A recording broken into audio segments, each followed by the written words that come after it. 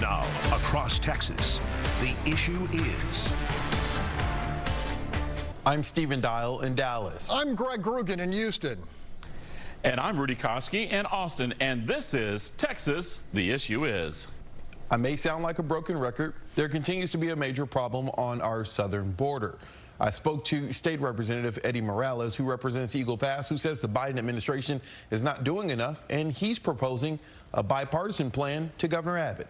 I think that we are handling, as part of the Democratic Party, we're kind of handling this on a silver platter to the opposite party by not really, getting our hands on it and focusing all our efforts. Is the plan you sent realistic? Is this something that you think Republicans and Democrats and the governor can get on board with? We can have these workforce agreements between the governor of Coahuila, for example, and the governor of Texas. We need 100 laborers, let's say in Uvalde, for some crop picking. They can do a joint cooperation agreement where they send them over here for a period of time, and they're paying, again, they're gainfully employed. The employers are taken care of also so that they don't get into any criminal conduct in employing these sorts of migrants. And it's a win-win situation for everyone. Just as an example, we had 1,600 crossings daily that were taking place in the Eagle Pass Del Rio sector alone.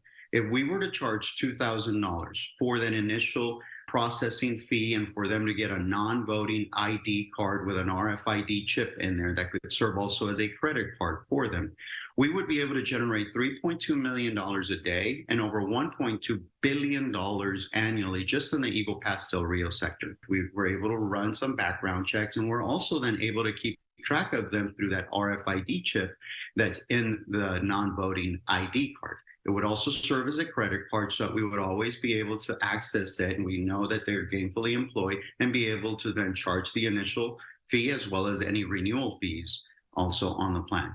The plan provides that you would have to be gainfully employed, and you'd be having to comply with all of the requirements, including not getting anything above a Class C misdemeanor. You're a Democrat calling out the sitting president and his administration. Why now? Why are you calling out the administration now? From day one, as a Democrat, I think that I have to call the strikes and the balls, regardless of party affiliation. I think that once you get elected, I have to represent a little over 200,000 people in my district. It's the largest geographic district in the state of Texas and in the United States.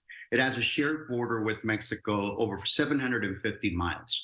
And at the end of the day, I am the voice of everyone in House District 74. And as such, sometimes it's imperative that we call our own whenever we think that they're not doing enough. And this is one of those issues. I voted for Biden.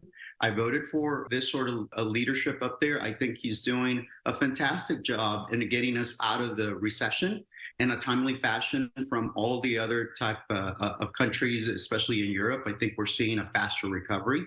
And I think there's a number of issues that he's done well on this one issue. And when we appoint, for example, a Vice President, Kamala Harris, when we appoint her, we have her appointed as the border czar, and yet she's never been down here on the border and actually put her boots on the ground. Those are the types of openings that we leave to the opposition.